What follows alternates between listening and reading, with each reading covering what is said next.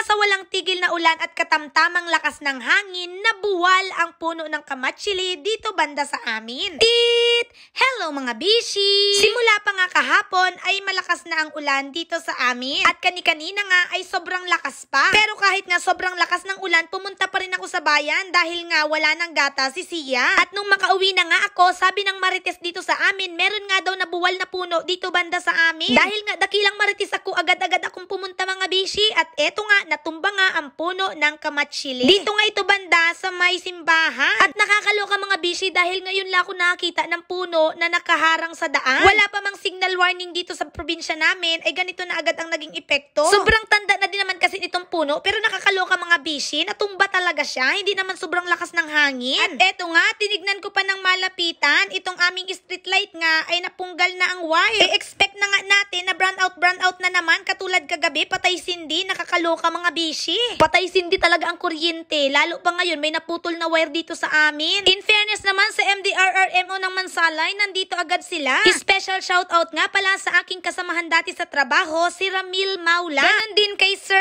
Asel Famisaran at kay Dennis Mendoza. O, tignan nyo naman mga bishi, may nag-a-assist agad sa kalsada. Dahil nga wala pa ang kasamahan nila na mag-chainsaw nitong puno, inutay-utay na nila ng tabas itong mga sanga. O, diba, bongga? Napakabilis naman talagang umaksyon. Salute sa inyo mga bishi. Shoutout nga din pala kay Amboy, assistant ni Kuya. O, diba, bongga? Nakakaloka talaga tingnan itong puno mga bishi, as in nakabalandra talaga siya sa kalsada. Buti na lang meron pang part na nadadaanan. At itong super laking truck nga, medyo sumabit pa siya. Pasalamat na nga lang din tayo nung natumba itong puno, walang naabala. Kumbaga, wala bagang natumbahan. O diba, pasalamat talaga tayo mga bishi. Maya-maya pa nga, dumating na ang ibang taga MDRRMO na may dala ng chainsaw. Wala nang paligoy-ligoy mga bishi, agad-agad ay binuksan nila ang chainsaw dahil puputulin na agad nila itong puno. Tulong-tulong na nga ang lahat sa pagputol ng mga sanga. Kahit nga mga kabataan dito sa amin ay nakihila na. Ilang sandali pa nga,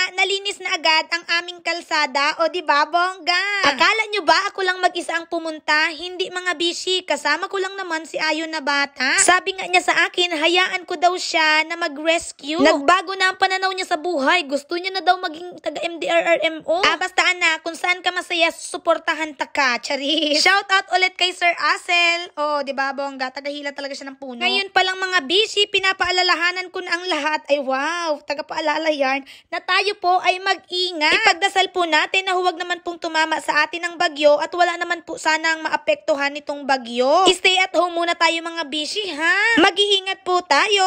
Maraming salamat po ulit sa taga MDRRMO ng munisipyo ng Mansalay. O paano ba mga bishi? Hanggang dito na lang muna. Maraming salamat sa inyong patuloy na panonood. Mag-iingat po tayo. Paalam!